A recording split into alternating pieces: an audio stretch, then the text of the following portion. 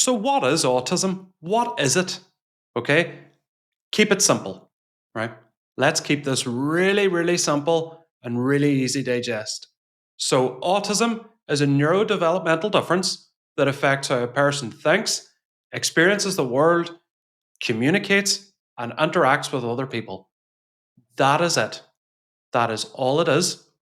Autism isn't a disease or something to be cured.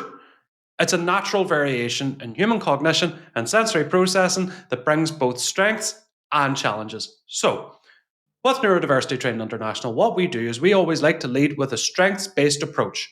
So, that's what we lead with. And I know there's a lot of frustration out there among people who don't really grasp the concept of what neurodiversity itself is. But neurodiversity is not about ignoring challenges, having a naive or superhero like view all the time. It's about recognizing that there are both strengths and challenges to being autistic. I experienced those myself. So, as far as strengths, the biggest one is deep focus and passion. So, autistic people often develop intense interests and expertise in specific topics, leading to creativity, innovation, and deep knowledge. So, for example, a few things that I love is I'm really into the Titanic. I love Titanic stuff. I love history. I love historical fiction. I've written a couple of historical fiction novels. I love skydiving. And yeah, um, this has helped me kind of all through my life. And I suppose it's one of those things that a lot of people ask is what are the signs of being autistic? And I'm going to outline them all. That's a main one. What people would have called special interests or intensity around interests. So what we have as well is attention to detail, a strong ability to notice patterns, details, and inconsistencies that other people might overlook. And one of the most famous examples of this was Alan Turing during World War II, cracking the Enigma code, which ultimately led to the Allied victory in World War II. This is a good one as well. We are very famous for our authenticity and our honesty. So many autistic people are known for their straightforwardness and integrity, often valuing truth and fairness. So, yes, you may hear some of the too blunt, too direct stuff like that. Yes, sometimes we may need to work on tact, myself included, but often with us, what you do see is what you get. And big thing for us as well is creative thinking and problem solving. So, seemingly, we have an ability to approach problems in unconventional ways, which can lead to fresh perspectives and even original ideas. So, I always say in my kind of live shows or training seminars and stuff that without autistic innovation, humankind and society would not have evolved. We'd probably still be living in caves and spearing fish. What we also have is a very strong memory and learning ability. So some autistic individuals have exceptional memory, particularly for facts, numbers, or specific interests, as I've just spoken about.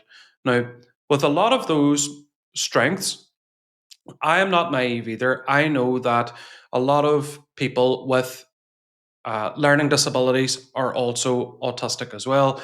And well, whenever learning disability does enter the conversation, is it can be a little bit different, but a large majority of autistic children and adults are not living with learning disabilities alongside being autistic. So, what seems to have happened over the years is that the word autism has been used in the same breath as learning disability, particularly in North America, where instead of using the term learning disability or intellectual disability, they will say autistic or severe autism or something else. Learning disabilities is a bit of a separate topic. What we're talking about here is autism when it comes to those who have been to mainstream school and are living somewhat independent lives. So there are challenges associated with being autistic, and while being autistic, it's a valuable way of being, it does come with challenges due to differences in how the autistic brain processes information and how we ultimately experience the world at large.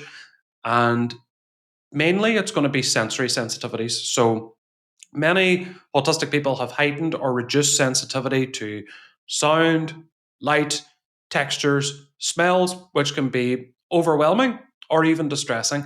And another point as well is a lot of people think that with sensory challenges, it's simply down to having an intolerance for sensory stuff. Some of us are sensory seekers as well, where some of us like flashing lights, like loud music, like jumping out of little airplanes, whatever it may be. So some of us have a higher dopamine need, especially those of us who are autistic and ADHD as well. We have communication differences as well. So autistic individuals might communicate in ways that differ from neurotypical norms, such as using direct language. Um, I can find it a bit difficult to pick up non-verbal cues or uh, facial expressions, and many of us prefer written communication or AAC devices over spoken communication as well. And I can promise you this, there are many non speaking autistic people out there who are living happy lives and are comfortable within themselves without actually using their vocal cords or voice, but can communicate in other ways. A big thing is social expectations, and a lot of autistic people desire connection. Navigating social rules, small talk, or group dynamics can sometimes be really, really hard, and even at times exhausting. Small talk, there's only so much weather talk that we can cope with by and large. So we do have differences in executive function as well. And executive function is organization. So a lot of autistic individuals experience challenges with organization, time management, or transitioning between tasks. Um, and that can be across the lifespan. It can be at school, transitioning from one school to another, transitioning from school to the workplace, transitioning, even moving home. So transitions can be difficult to manage. We do have more of a crutch on routine and regularity than the average person. We do have specific energy regulation needs, specifically when it comes to burnout. So a lot of us need to mask autistic traits or constantly adapt to a world that's not designed to accommodate us, which often leads to exhaustion, anxiety, and even burnout.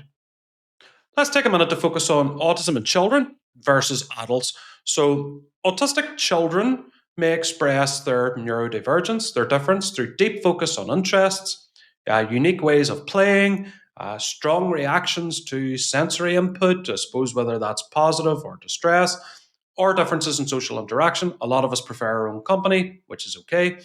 With the right support and accommodations, autistic children can thrive when their strengths are nurtured and their talents are displayed. So many autistic adults have learned to adapt to the neurotypical world, but may still experience challenges related to sensory processing, social expectations, or workplace dynamics. So in decades gone by, many women and girls were missed whenever it came to diagnostics and support for autism and ADHD and various other things.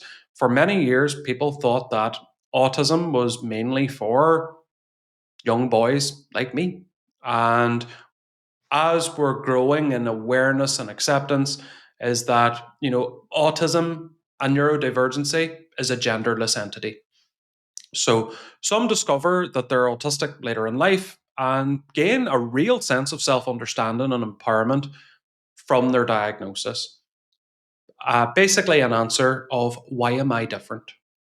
So, to sum up, the strengths based perspective is always going to be a plus, both at school, at home, and even in the workplace. Because rather than framing autism as a deficit, a neurodiversity affirming approach recognizes that autistic individuals contribute valuable perspectives, skills, and insights into society. We have worth, we have value, we are not a problem to be fixed. With acceptance, accommodations, and inclusive environments, autistic people can thrive in their own unique ways. It can be done. I'm not, saying this because it sounds lovely. I'm saying it because it works and it's a reality. And all it takes is some small changes to make the biggest difference. That's all it can take. And that really is what autism is in a nutshell.